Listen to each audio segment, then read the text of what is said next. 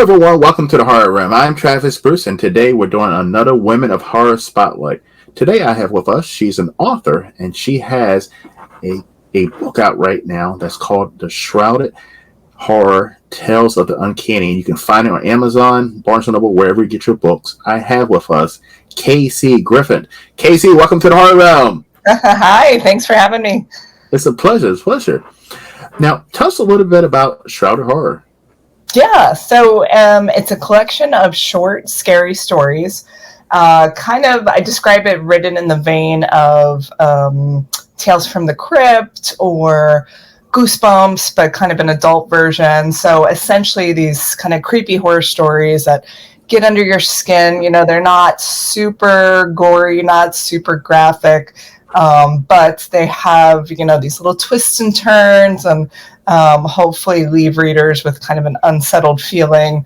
So it includes kind of eco horror, zombies, monsters. I love writing about monsters, so different creatures there, some ghosts, a little bit of everything. Now, how long did it take you to get these collection of stories, short stories together? Yeah, I've been writing short stories professionally for maybe 9 or 10 years now, like really kind of churning them out, getting them published in magazines, anthologies, podcasts. And eventually I had a pretty large body of work. So I thought, let me put them in a collection, right? And I'd heard from readers and friends that they would love to see kind of, you know, one book with all the short stories. So I put together a collection of stories that are kind of around this theme of kind of horror on the edges, like what sort of maybe lies beyond, what lurks just out of reach. So a lot of these stories feature kind of everyday people or scenarios. Some are a little near future, and then something strange happens, right? Something's not right, or they encounter something odd. So all of those stories I selected have that theme. I put it together and started pitching it to publishers, and a small press called Dragon's Roost Press picked it up last year, and it just came out a few weeks ago. Awesome. Now, it must be exciting to get your book out there, to get it out to a small press and get it out onto Amazon and Barnes & Noble for people to find. What did that feel like for you? It felt great. So it's my second book. I had my first debut book come out last year, and it's a horror Western fantasy called Melinda West Monster Gunslinger. That was with a different small press. So that was, the first book. I had always wanted to publish a book. So that was really special. So the second book, kind of like the second child, right? Like it's still really exciting. You still love it. But it's like, it doesn't have that same shine as the first book, right? So I still love it. It's still awesome. And yeah, I don't think that feeling of seeing your book like out there in the world on bookseller sites, I don't think that will ever get old. And I'm so appreciative of the indie horror community and small presses and everybody who's been very supportive. Now, when it comes to an author, I can imagine, in my brain, I would think a short story would be tougher to write than an actual full-length novel. Because, I mean, you have a short amount of time to put that beginning, middle, and end in. Is that the case for you? Yeah, I'm glad you mentioned that, because short story writing is a completely different art form than novel writing, right? And I think writers don't realize it, and I didn't realize it until I started. And for me, I had always written novels. Kind of growing up, I wrote a lot of very long stories.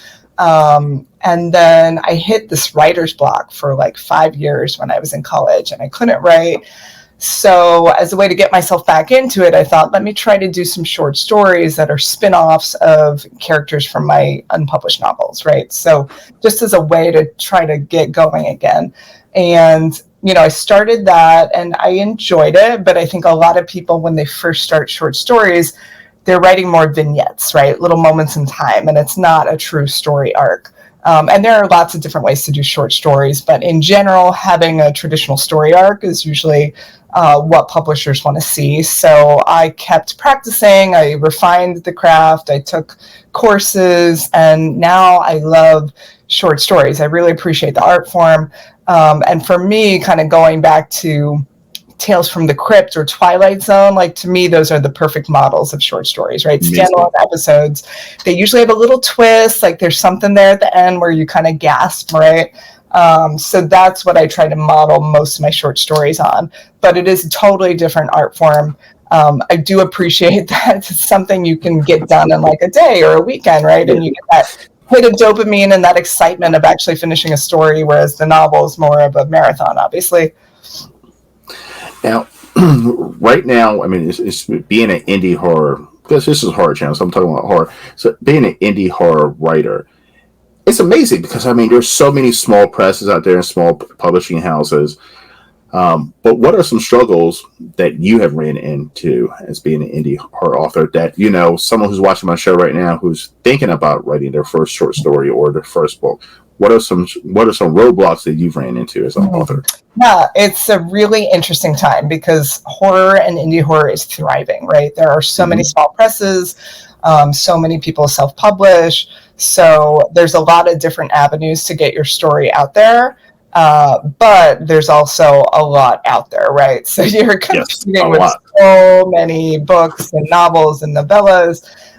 So I think now more than ever, there is much more for readers to choose from. So that can be difficult, right? Like decades ago, you know, there weren't so many people publishing books, so you could get your book published, you know, be out there and enjoy some success generally if you're a decent writer. But now there's so many great writers. You know, some of them just never take off or their stuff goes unnoticed. So one of the obstacles or challenges I find is that it really, you need to do a lot of self-promotion as either self-published or small press, and actually even traditionally published, right? You still need to do quite a lot, social media, newsletter, whatever avenue you choose. Some people have successes without those, but in general, it is really important to build your reader base. And, you know, that can be rewarding too. It's not completely an obstacle, right? Like I found I connected with so many horror writers and readers by building my social media platforms. And that's the way you should do it, right? You don't just want to promote yourself constantly. You want to connect, you want to support other authors. And I made so many friends online through these efforts, but it takes a while. So that's an obstacle too, right? There is a level of patience and kind of just keeping at it that I think any author needs nowadays. And I also have to imagine too, you have to get in front of your audience. You have to do book signings, conventions, all that stuff. Are there some of the things that you do as well? Yeah. Especially with my first book, The Weird Western, last year, I really did everything I could to see what stuck. So I did book signings, I did conventions, I did all the social media. This year for this book, Shrouded Horror, the timing has made my time more limited for promotion, and I'm trying to like pick and choose a little more carefully. So I do like to do a little bit of everything. So some podcasts, some book signings, but I feel like I learned a lot last year when I kind of tried everything, and now I'm trying to be a little more careful with my time, a little more selective, just so I don't get burnt out, because, you know, writing is obviously the most important thing, and promotion can take up all your time if you let it. So I think everybody has to kind of find what they enjoy and what works for them, right? Not everybody likes interviews, not everybody likes going to cons, not everybody likes book signings. So I think for anyone, you know, trying to do self-promotion, it's important to try a little bit of everything and then kind of stick with what you like and what you're good at.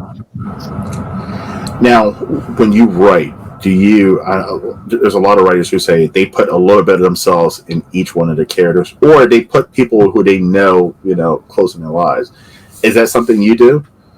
Yeah, I think a lot of times with the if I'm struggling with the character, as one example, which came up recently in a draft I'm working on, I try to think of a person that maybe might fit that character, and then I just write about that person. So it kind of helps me if I'm like a little stuck with the character, or if I find myself writing the same kind of character and I want to get out of that.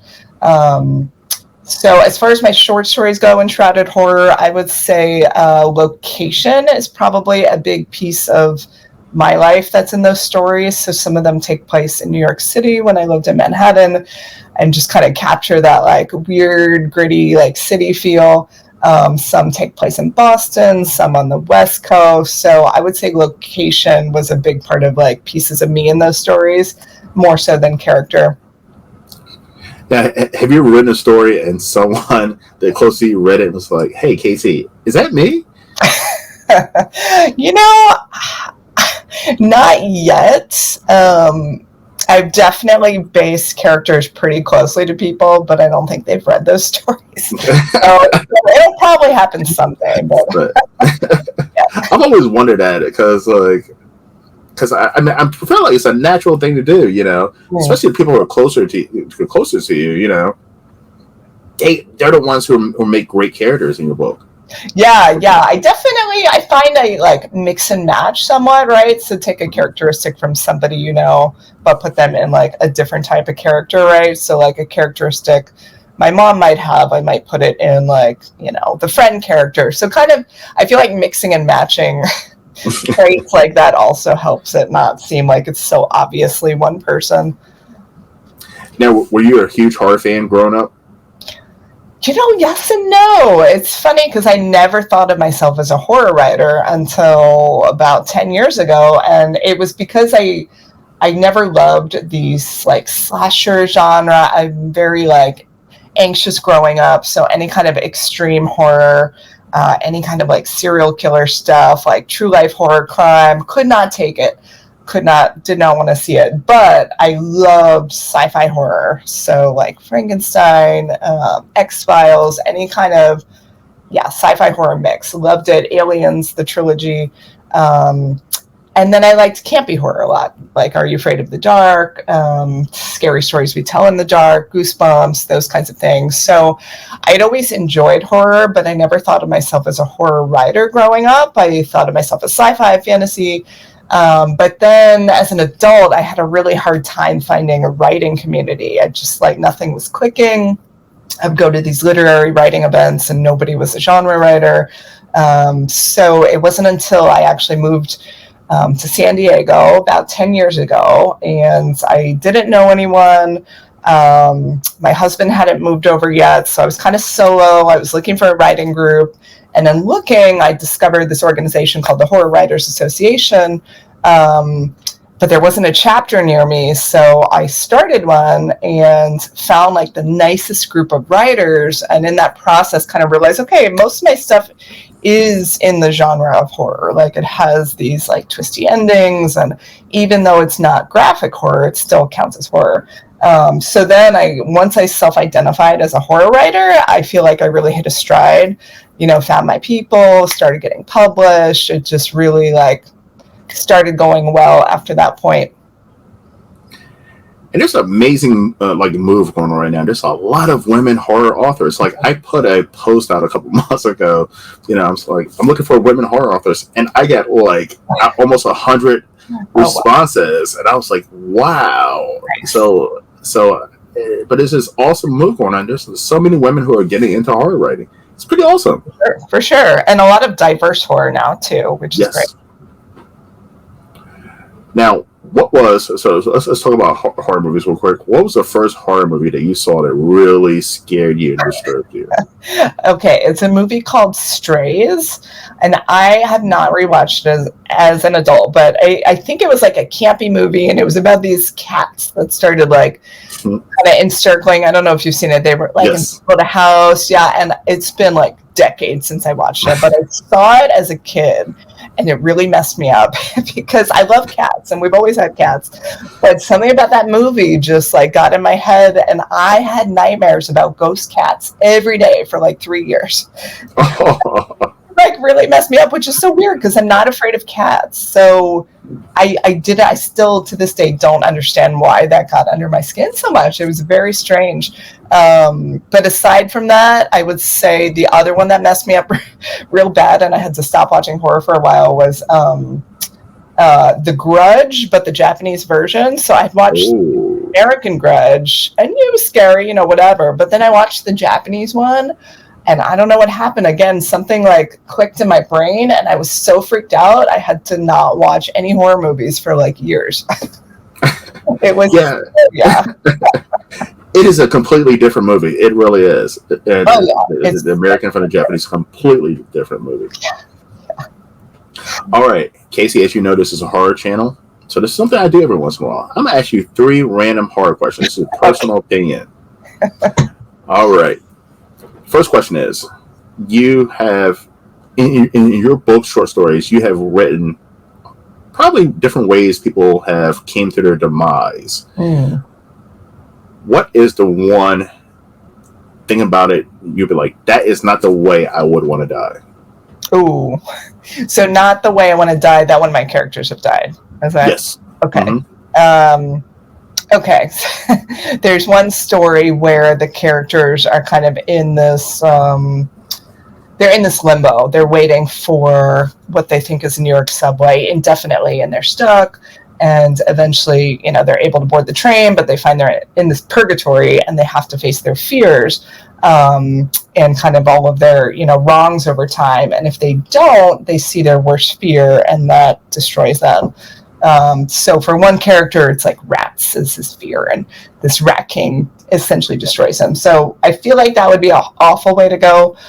For me, it would probably be spiders, because I've always had arachnophobia. So having like spiders kind of create my demise would be terrible. Spiders is a good one. The rats one's a good one too. I don't know. There's something about rats that bother me. Mice. So I live in Baltimore, and we have some of the biggest rats. I mean, cat-sized rats. Oh gosh. Almost like New York does. And like, I don't want to be around them. When I see them, I move the other way. Like mice, I can deal with mice. Yeah. Rats, no. No, that's another level. Yep. All right. The second question is, when it comes to your short stories, is there a filmmaker that you would love to see maybe take one of your short stories and spin it off into a full-length feature? Oh man, that's such a good question. Yes, it would be Benson and Moorhead. Am I getting their names right? They're the directors who did Spring and a bunch of other kind of indie horror that I love. And they do just a very surreal kind of storytelling. So I think, them or someone like them, where they can capture this feeling of like unreality, right? Surreality, but still have it grounded in a story. Like that would be, I think, essential. Yeah, I think they would be a good choice. It's a fun choice. And here's the final question. So this is a hot topic right now in indie horror, probably in writing, probably in horror in writing in general. AI. Do you see that being a problem for writers in the future? Yeah, I mean, I think it's a problem now. So I'm pretty strong on the anti-AI for creativity side, for a lot of reasons, right? You have the ethical reasons, where a lot of the AI systems were trained on works of art without permission. But then you also have like AI replacing creative work, which is frustrating. So I do think, and you also have the environmental impact of AI, right? Like it takes a lot of energy, really bad for the environment. That said, I do enjoy new technologies and seeing how they can help us. I feel like right now the whole AI thing is really detrimental to creative people. For the most part, I mean, you do have some artists who find it useful for idea generation, brainstorming, and whatever, that's fine to me. But it's when you actually have people wanting to shortcut, right, the work of making art, of writing, of drawing, of whatever, they want to kind of be the creative without actually doing the creative work. So I feel like that's a big problem, right? Because it floods the marketplace. It makes actual creators like harder to find. I mean, you're seeing that on Amazon, right? People generate these AI books with AI covers, and they're like junk stories, right? But they just take up space and they add to noise. So that's a huge problem for sure. So I feel like, just based on what I've read, AI seems to be a bubble that's about to pop for a lot of reasons. So once it does, it'll be interesting to see, are there ways people can use it in, productive kind of tool building exercises that don't harm creative people. Because I've talked to a lot of small presses and publishing houses, and they are receiving a lot of AI submissions, Mm-hmm. and and some of them are able to distinguish, hey, this is AI generated, and some are not. So I mean, I agree. The market's already saturated enough with actual creators, but then when you start tossing crap on top of it, it's for the audience. There could be no hidden gem authors that could be completely getting missed or put into a category that all indie horror authors are, crap writers. Yeah, right. Because of it. It's kind of like when self-publishing started, right? And there was this notion of a lot of junk being published, which wasn't necessarily the case, but there was some, right? People would publish things that weren't edited or not ready for publication. So that amped up the level of noise, so to speak. And now we're at this like exponential, like so much noise. And hopefully the system will kind of sort itself out. Amazon and other platforms trying to maybe tamp down on some of that. I agree. Casey, where can everyone find you? Yeah, so my website, www.kcgriffin.com. I post updates there. I have a monthly newsletter. I'm also on pretty much all of the social networks, same name, Casey Griffin. TikTok, Threads, Instagram, X, Facebook, all of those. Awesome. Well, listen, everyone, the link to Casey's website is down in the description, so definitely click on it and give it a glance. Also, too, get over to Amazon, Barnes & Noble. I have another question. Yeah. A lot of authors tell me not to say Amazon because why is that? So Amazon is, as you know, this like giant company that is squashing all the other bookstores out of business. So in a lot of cases, authors, especially in the indie community, want to promote their bookstores instead or other methods rather than Amazon, which, makes it really hard for places like our local bookstores to stay in business.